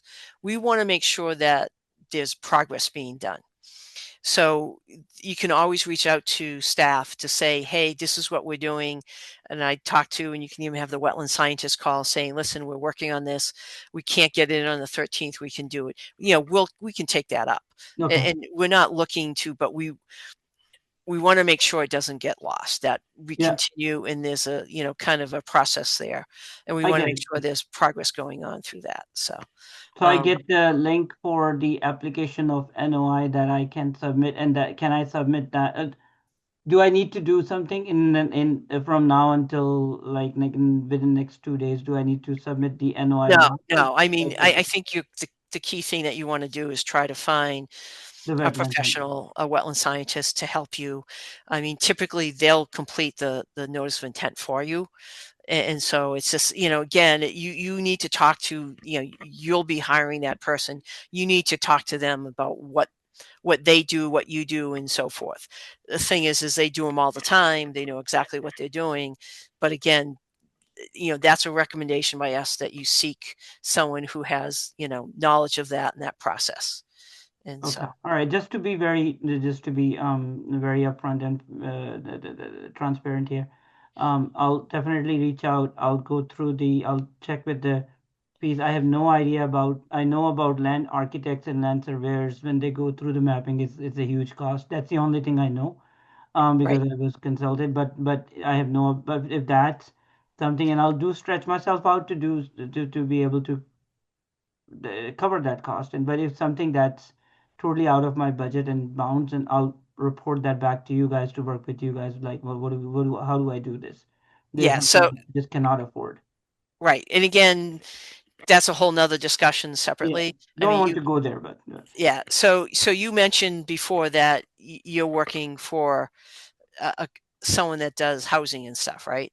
correct. And I They can will. reach out to them as well. They can do it probably like that's what I was. My next question was, if what if they somebody do it like somebody like them, I reach out and they do it, and they consult me, and I write all the plan as they are guiding me through. We don't govern that. What we Okay. govern is when we get the notice of intent, we'll review it and so forth to make sure that it's meeting the requirements of the regulations. Got it. So I don't want to get into that part of it. And you may find someone who say, "Hey, go to so and so." That's up to you. And if you have folks that that are in that business or into development, they will know plenty of wetland scientists. Do It's you guys very have common. any guidance up front so I can keep this in mind? Like, what are different areas in vegetation? Is it replanting the trees? Does it need moving? Because no work is being it's totally being untouched now. Right. Right? So it's nothing is going to be done, and I want to make sure like this. It cannot move the logs, cannot do anything, cannot touch anything. So what one of the areas I hear is about the vegetation. When I'll be meeting with consultants, I'll be talking to them what sort of restoration plan, what sort of vegetation do I need in order to restore it. And I think their next question is going to be, if I consult somebody at work, the next question is going to be how many trees were cut or how many trees are impacted. Is there some sort of a multiplier with, like, let's say, as Jen mentioned, there's a certain number of trees cut near the trench, and how many the vegetation per tree? Some is that some? Do you know what I'm saying? Is it something I can, Yep. because I'm preparing myself for their questions. It Yeah. might. So again, that's where wetland scientists will come into, because you have, your herbaceous level, you have your shrub level, and then you have your trees. So you have your canopy. So there's different things, and there's a variety of ways to do those plantings. And so, you'll clean up what's been there. You don't want wood chips down on the ground, but those they will tell you. And then as far as that goes, we're not going to, at this point, specify what you need to do, because there's a very big difference. Say you cut 5 trees down and they all were 3 inches big, that's a certain growth. If you cut 5 trees down, they're all 24 inches, that's a very different canopy. Got it. So someone, wetland scientist, someone that has that background, they'll understand we're not looking for you to restore a 24-inch tree. That's just not going to happen. What we're looking for is the protection of that wetlands over time, and that the restoration doesn't have to happen on day 2. It happens over years, and that, and again, I'll leave it up to the person that you consult with or whoever to give us a better idea of what that is. And We'll, last question. Go ahead, sorry. yeah, we're not gonna direct you Yeah. on what you're doing, but we'll review it. And most wetland scientists will have a very good idea of what we're looking for. And do I need the copy of the findings from the team? Because the site visit that was happened, as the wetland scientists, are they looking for a copy of the findings? All of that information is available on the website, and we're more than happy to give that to you. Because so we, as far as sharing that, what Jan's reported out, we're more than happy. That's all public record. We're more than happy to handle that. It's a very good question. That would be something to give to a consultant to give them an idea of what's going on. So Yeah, yes. if I can get a copy of that too, so just if I show somebody in the office, they Yep. are going to need something like, what am I looking at? So Right. And I think that's absolutely we'd be happy to do that. We're the town, it's all public information. And Yeah, so, and I don't know where to go and look for it on the website, but I will ask Jen to. yeah, I'd say to Leah or Jan, they could probably send you a link or something, and you'd be able to access it and so forth. Okay. I'm So, sure I'm gonna have more questions, but I'll ask them via email and reach out to them about, like, when to submit, and I'll reach out to I'll do everything I can in the meantime while I'm out. But once I come back, then I can actively reach out to people and have them come and visit Yep. and do this thing actively. And if there's any delay on 13, I hope not, because you guys are much more expert and experienced in this area. I mentioned to you, and if 13 sounds reasonable, then it, if the land surveyor, sorry, the scientist came over to property, I don't know how long it takes for them to be able to go back and design the plan. So that's something I yeah, don't know. what we're looking for is to have progress and to understand that it's going on and so forth. And I'll keep you guys informed. unfortunately, we've had bad experiences in the past. So again, I'm not expecting that here. It's just that, this is not a usual thing that happens, that someone goes in and clear cuts a wetlands. That's not common for us to have in front of us. So, so we're, definitely want to make sure that that this is our responsibility, and we need to be diligent on our side to do that. But we would prefer to work with you than do an enforcement order. So, okay. All right. Having said that, I'll ask Jan now. Is anyone in the public have any questions? Nothing from the public. All right. Thank you very much. All right, Leah. I think we're ready to kind of do a vote, because I think we know our next steps is to do a notice of intent, do a positive determination. Have I missed anything?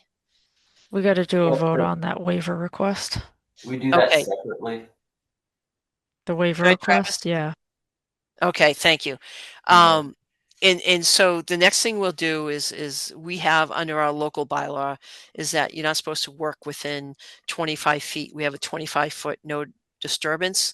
And what we're going to vote on now is on the waiver to allow that. We're at this point going to deny that, so that when it goes to the notice of intent, then we'll have another one, and it'll be different because we'll have the restoration plan when we do that. So I just wanted to let you know that we're going to do that. This is in our bylaw. It's kind of procedurally, we need to do this to make sure we have a complete record. So again, where you saw on the plan there, where you have that 25-foot, that's a no disturb. And then because this is it was done, and this is, this RDA is happening afterwards, we just want to keep it keep the record clean, and we're going to have a vote on that waiver request for work within the no disturbance. Most likely will be a negative, will be a no on that. But again, once you do the notice of intent, we'll come back and revisit that. And then, because then we're going to be in the whole process of doing restoration, not just where we're at now. So having said that, do you have any questions on what I just said? It's a little confusing. It's procedure. Honestly, did not understood the last part, but that's okay. I'll Yep. trust you guys. You guys are doing it because this is something I don't understand.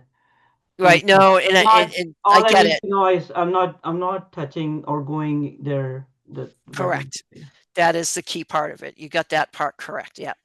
Okay. Thanks, Leah, for that. So I would ask for a motion on the waiver for working within the 25-foot no disturb zone. I'll move to deny the request to waive impacts to the no disturb buffer for 81 Millbury Street. Second. We have a motion, a second. We'll do a roll call vote. Jonathan, you're up. So if I say yes, that's the affirmative to deny it. Correct. Based on the, yes, that is a very good clarification based on Travis's motion. Yes. Travis. Yes. Amira. Yes. Noah. Yes. I am also a yes based on the motion.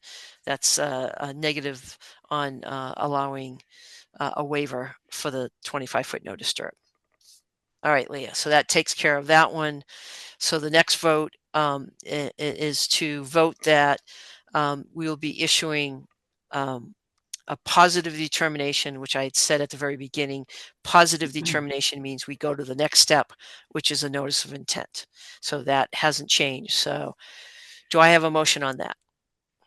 I'll move to close the hearing and issue positive determination requiring the NOI be filled by January 13th for the February 3rd meeting.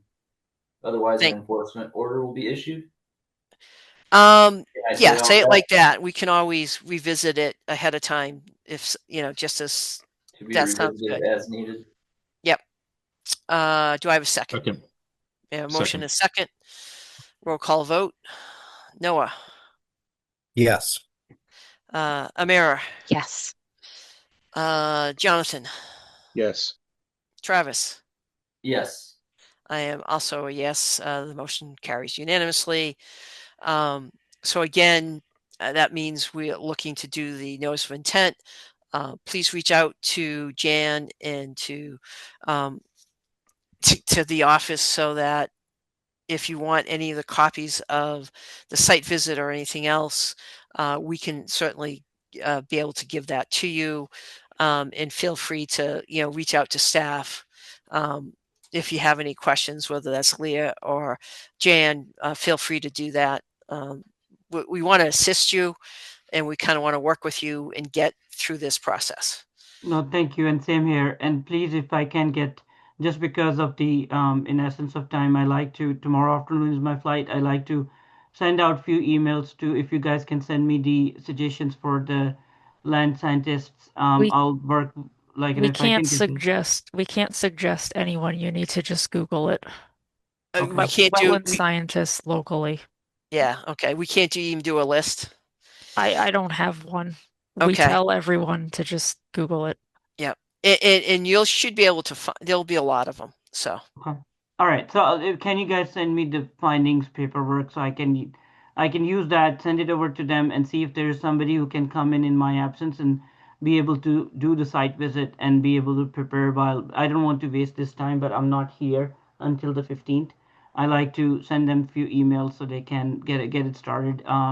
Of course, I don't want to get it to I like to work with you guys. I don't want to get it to the enforcement side of the things. I will work with you guys to get this thing, and we'll keep this team transparent on the activity with that land scientist. Or if somebody, if I cannot afford to go through them, I mean, this is my first priority. If there is a no, this is something too much, then I will talk to you guys as well and work with somebody in the office. My preference is not to work with somebody who has worked with Grafton Town before.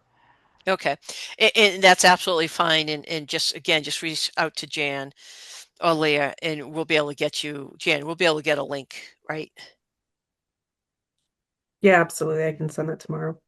Okay. Sounds good. All right. Good luck and we'll be seeing you and safe travels. Thank you. All right. All right, Leah, up next. Can I exit now? Yes, you're all set. We're Thank you. moving on to our next hearing. So All right, thanks. thank Good night. you. Leah, next up. 162 Old Upton Road. Okay, there we go. Okay, pursuant to the Massachusetts Wetlands Protection Act, Grafton Wetlands Protection Bylaw, Conservation Commission will hold a public hearing for widening of a driveway at 162 Old Upton Road. Who is here to speak to this? This is a continuance. Good evening. This is Norman Hill from Land Planning. You got the floor, Norman. Yes, good evening. So we filed a notice of intent. A client has an existing driveway, about 200 feet in length that we're talking about. Give you a little background. This used to be an old road. So when this road was built, I imagine like any road, they would have taken down all the trees. And then they built a stone wall on either side. So there's a stone wall on the east side, there's a stone wall on the west side. Those stone walls are the property lines. So by mass law, we're not allowed to alter a property line. So we're not allowed to take down those stone walls. So it's about 26 to 27 feet from the face of one wall to the face of the other wall. Now, over the years, I don't know how long it was a gravel dirt road, but for many years. And then they've paved a portion of it, anyways from 9 to 13 feet wide. So our plan shows the portion of that driveway that is paved. But either side of that pavement is an area that consists of dirt and gravel and weeds. I don't recall seeing any trees in there. So to the left of the pavement, there's anywhere from 5 to 10 feet of gravel. To the right, there's anywhere from 5 to 10 feet of gravel. And there are weeds growing in that gravel. So in terms of slope, it starts on Old Upton Road. It's very flat. It goes downhill from Old Upton Road to the low point where they have a catch basin. And I don't know if you can see that catch basin on the plan. And then it goes uphill from there into my client's property. I'm working for Boston Buddha.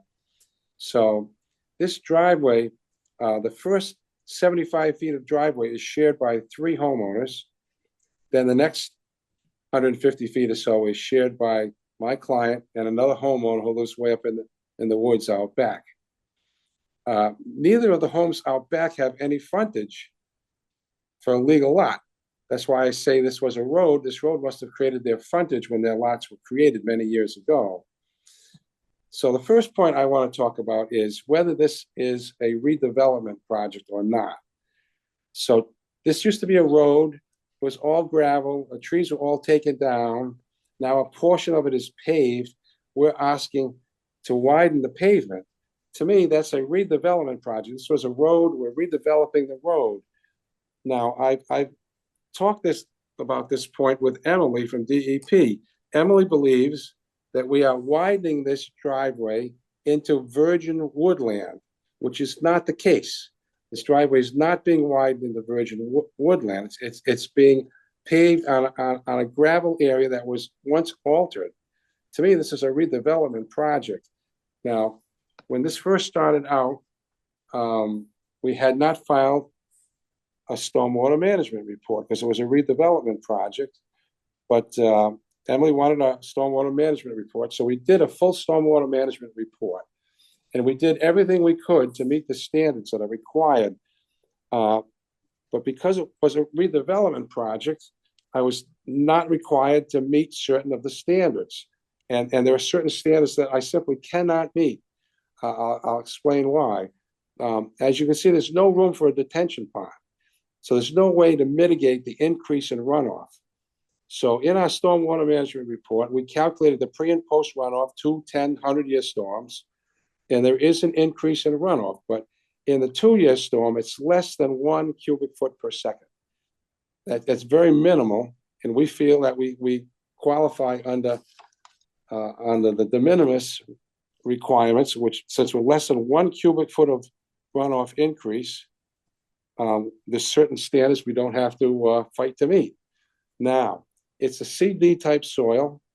We have wetlands very nearby, so we have high groundwater. But currently there is no stormwater management on this site. The water just comes down the hill and pours into the brook and goes under the culvert into Silver Lake, which is an ACEC, and it's right across the street from the town beach. So as cars drive this driveway and they leak oil or gas or transmission fluid, whatever, it all ends up in Silver Lake. There's no stormwater management protection whatsoever because, and the catch basin that exists, the grate is actually about 2 inches higher than the driveway. So the water can't get into the grate, it just spills into the brook. So it's very poorly built. It offers no protection to Silver Lake, no protection to the wetland nearby, and no protection to the little brook there, seasonal brook. But we're proposing to put a barracuda where that catch basin is now. We would put a barracuda in, and the inlet grade would be about 3/10 of a foot lower than the existing grade. And we would pitch the driveway towards the middle. So the driveway would slope up from the middle to the sides, and all the water would drain down the middle and go into this barracuda, which would remove 90% of your solids, all your gas, all your oil, all your transmission fluid would be trapped in that barracuda, which would protect Silver Lake, protect the nearby wetlands and seasonal brook, would be a huge improvement. So I said to Emily, Emily, what we're proposing is so much better than what is there now.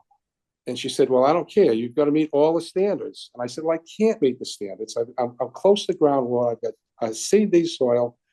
I've got no room in which to build a detention pond. It's too steep for pervious pavers. It's too steep for that. I don't know what I can do. So we did do a full stormwater management report. In that report, I wrote like a 2-page letter explaining why we could not meet all the standards of stormwater management. So today I talked with Jan for a few minutes, and I said, Jan, I can't do what I can't do, and I want to improve this site. And right now, if I have to, I can't do what DEP wants me to do. And I talked to Emily twice. I can't turn her head. So all I can do is appeal to you guys and just common sense. Let us put a barracuda there and provide some stormwater management for this site. That's all I have to say. Okay, Leah, do you have anything to add, or have you talked to DEP about this? Not recently. I wanted to have the commission go through the DEP comments. I was hoping Norm would have a point-for-point letter that we could go through. I don't know if you want that to happen out loud, but we need to see what the commission thinks of the outstanding comments from DEP. That's really the main thing that's left. Yeah, in my stormwater management report, there is a 2-page write-up that goes through all of these same issues. Addresses each and every issue in that report.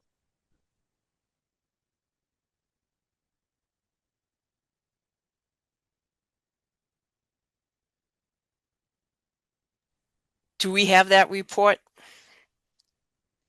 We sure do. Okay. Do you want it on the screen? If you could, please.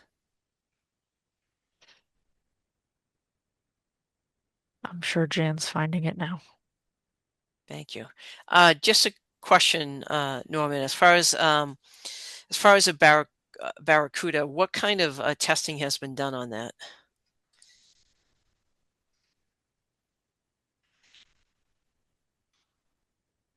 Oops. All right, I think Norm is frozen. Can I ask a quick question, Leah? What was the reasoning for needing to widen the driveway? I missed that. I mean, we've been talking about this project for a few years now in development team at the staff level. The initial conversations were that they were looking to expand like programming, if you will, at the meditation center. Okay. Hello, I'm back. There you go. So Norm, I was just asking a question. What testing has the Barracuda gone under to give you those kind of removal rates? Ooh, I believe it's state approved. There is no state approvals anymore. Uh-oh. I don't have an answer to your question. Okay. Yeah, typically a vendor will give you what kind of testing has been done. It's good to know because it's just understanding if what they say it does, it has to do with particle sizes and all that other kind of stuff. But there is no, the STEP system actually isn't even doing testing anymore. So it's a little bit harder to get that information. So I'm curious, it would be good to understand just exactly the system and what they've tested so that we have an understanding of when you talk about, removal rates, that they're actually somewhat real.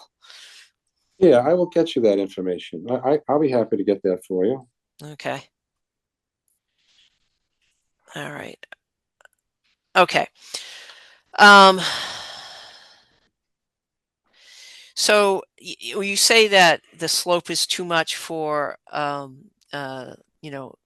doing any kind of porous system. What's the slope on that roadway? Between 8 and 12%. The first 75 feet goes down at about 1%, but the next 150 feet goes up between 8 and 12%. Okay. So you didn't look at doing any kind of porous system at the beginning of the entrance? We could do that. We could do porous pavement for the first 75 feet. We could. Yeah. And again, I'm just thinking of, because, DEP has given this long list. I mean, we'll reach out to DEP and get their take on things and so forth. So I'm looking for, other potential, ways of doing it. And if the rates are so close, then, doing a porous system might do it. And and I don't know, I know you're trying to widen this, and there's so many things that you can do as far as doing edge treatment. There's so many different products out there for porous systems to do edge treatment, and being able to even not do the whole roadway as a porous system, but do different, there's so many ways you can mix and match. I do understand about at 8 to 12% or 8 to 10%, you're not going to be able to do a porous system, but where it's relatively flat, you can definitely do a porous system. We could on the first 75 feet. Yeah. And I don't know if that is sufficient or not. I'm just trying to look at what the comments were from DEP, and then kind of looking at, they're very definitive in their DEP comments. In fact, they want to see an updated plan and calculations also prior to us issuing it. So that's a little different than we usually see. So that kind of raised my eyes. So yeah. So I don't know if that would compensate, if that would mitigate for the increase in runoff. It might. I hadn't thought of doing that, Stan. It's a good idea. Porous pavement for the first 75 feet. That's a change I'm willing to make and redo the calcs. Yeah. I don't know what you're talking about edging. I know face to face of these two walls about 26 feet, and this common driveway is supposed to be minimum of 24 feet wide. So I'm going to be within like a foot of that wall on either side. And again, I'm just thinking of, there's all different combinations you can do. You could do just simply a porous asphalt and take that approach, but I don't know if you're repaving the whole width of the roadway. And I would recommend they repave it all, because what is there now is in bad shape. Yeah, and again, it's just different ways of doing it. I mean, you're gonna have to do a base anyways, but you can, thinking that it's a driveway, I'm thinking that it's a traditional driveway where it's not that wide, but you could do edging of like, there's a whole bunch of different systems that you could do, like a grass pave or something like that. To me, I'm not really suggesting any one poor system over another. That's really up to you guys, but at least there's an opportunity at the entrance to try to do something, as far as having treatment. Obviously, that would be something else that would be required. And then it's really just about the DEP letter and making sure that we kind of look at that and respond to it. And again, we'll reach out to DEP and see if we get any other kind of other different responses back from them and stuff. So, Leah, is there anything else other? I mean, that was the main issue. So, yeah, so the sequence of events was, previously it was a debate about meeting stormwater standards or not. When it was established that they needed to be met, Norman made his stormwater report.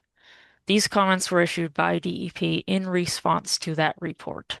Okay. So I did not go back digging in the report to see if it addresses them because, in my opinion, it's up to him to Yep. say. And then up to the commission to say if they agree or not. So I was advocating for a response to DEP comments type of letter, like we've seen in other instances, to make the case. Is why I don't have more detail to walk you guys through this evening. Otherwise, we have on our side, we have TSS and TP are he has stated they're not applicable because of the de minimis peak rate, so we need to decide if we agree with that or not as well. And then ultimately another waiver request for the no disturb. Okay. Those are the outstanding Yeah. items. So as far as total phosphorus and water quality and so forth for the MS4, it doesn't matter as far as the de minimis rate increase. It has more to do with water quality. And then I'm guessing, when you look at that water quality unit, it probably has very low very low phosphorus removal.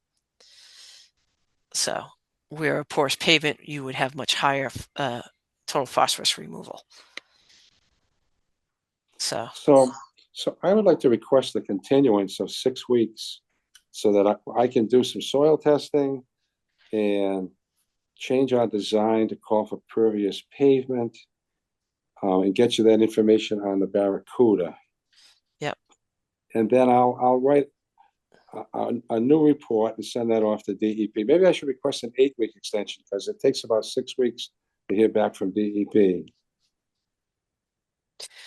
That kind of works for me. Let me just go quickly around the commission to see if anyone else has any other questions.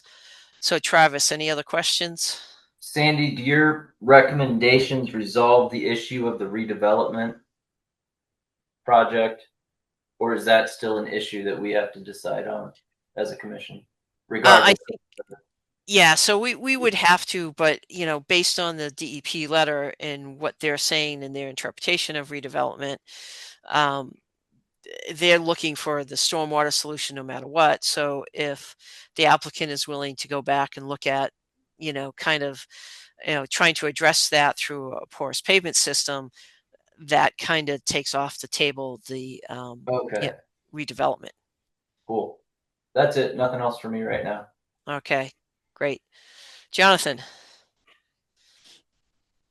I don't have any other questions or comments. Thanks. Noah. No questions from me. Amira. Nothing for me. Okay. Yeah, Noam, I think, if you're willing to look at that and to address the kind of the specific things that they're talking about, and if there's a way to do that, and I think to what Leah said was that, we also have to make sure that we're meeting, phosphorus removal too.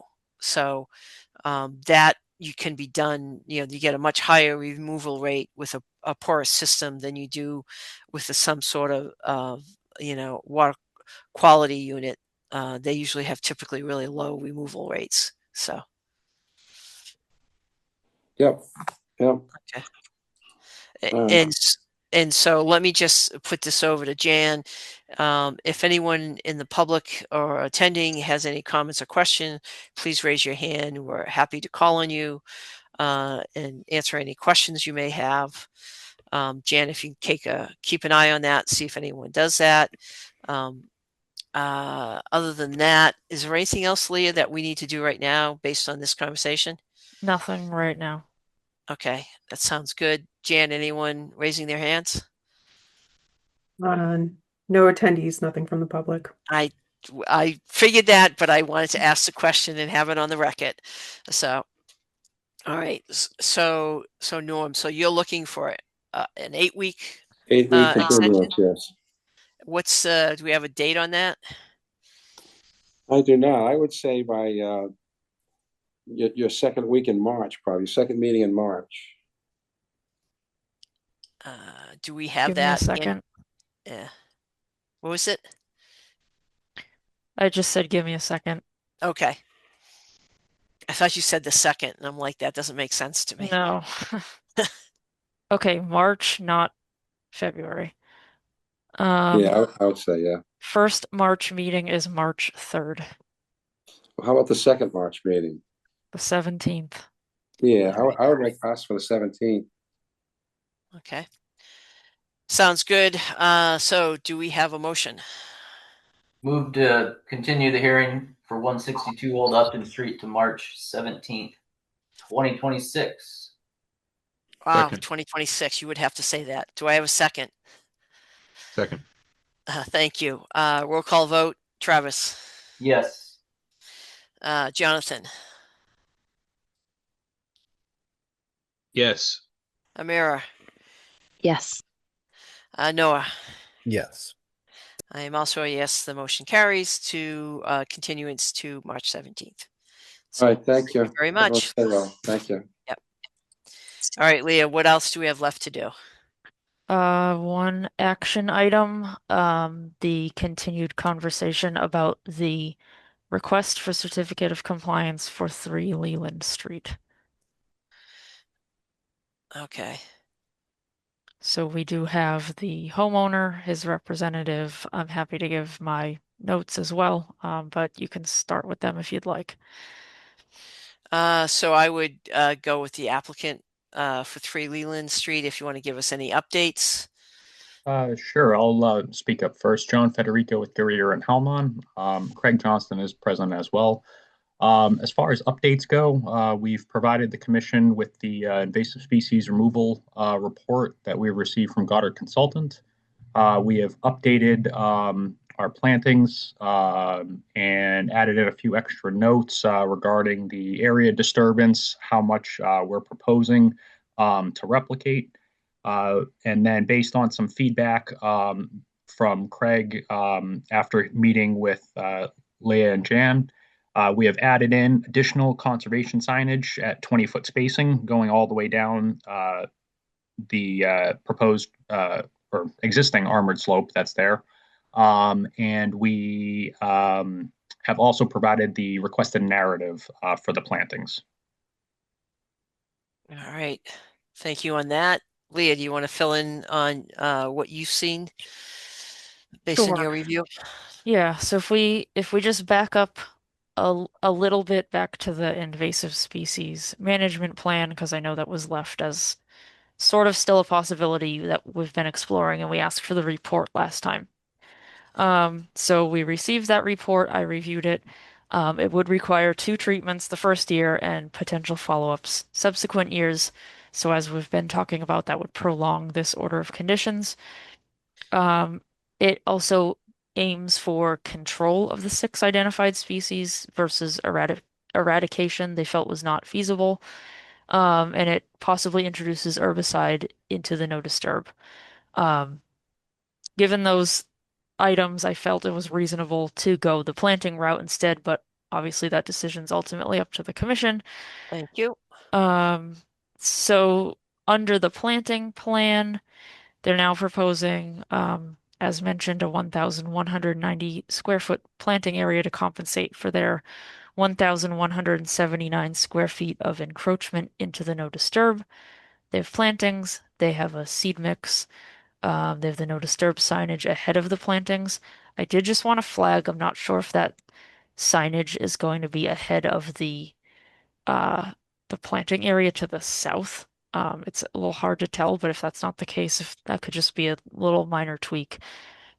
We've The also been talking about the area that was showing some erosion near the corner of the barn. The homeowners put riprap down to get through the winter. They will reloam and seed it in the spring. That's noted on here as well. So if everyone's in agreement with this planting plan and doesn't have anything they need to change or add, we would be instructing the homeowner to complete this plan come spring 2026, and then come back, contact staff when it's complete. And then at that point, we can go back to possibly issuing a certificate of compliance, is how I see that playing out. All right, appreciate the information. So let's go around with the commissioners to see what their input is. You happen to be first up on my screen. Amira, you have any comments or questions? No, that all makes sense to me. Thank you to the, Leah and Jan for reviewing their long-term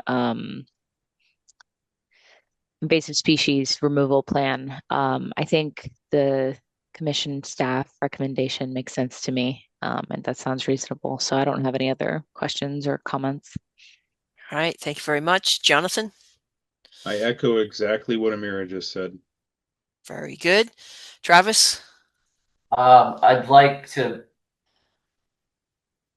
The maple tree and the spruce tree could be non-natives. That's just a generic genus that's provided.